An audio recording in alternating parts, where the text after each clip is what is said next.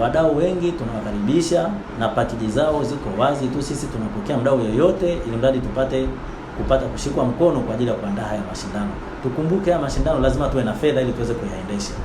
Hivyo wadau mbalimbali, makampuni, benki, mashirika tunawakaribisha.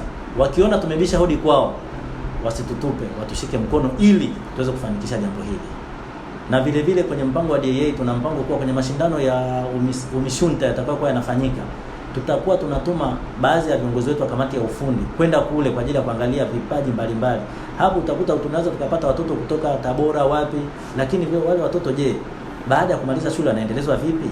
Hawezi kuendelezwa. Lakini sisi kama DAA tutakuwa na mpango kwa tukiwaona tutawachukua kwa ajili ya kuendeleza pamoja na kwenye UMISETA.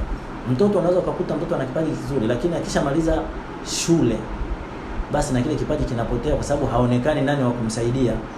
Kwa hiyo ili tuweze kulinda vipaji vya watoto wetu, sisi kama DAA lazima tutatuma timu yetu ya kamati ya ufundi kwenda kwenye mashindano ya UMISHUNTA pamoja na mashindano ya UMISETA kwa ajili ya kupata vipaji na kuviendeleza na kuvilea. Sisi kama DAA ofisi yetu iko hapa barabara ya Mahakamani, wilaya ya Temeke,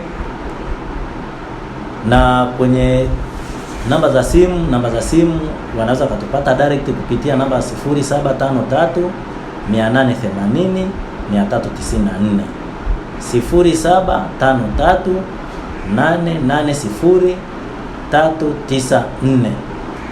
Na kwa email tuna email ya chama pamoja na email yangu binafsi kama mwenyekiti, Amani Goka kwa herufi ndogo 2015@gmail.com.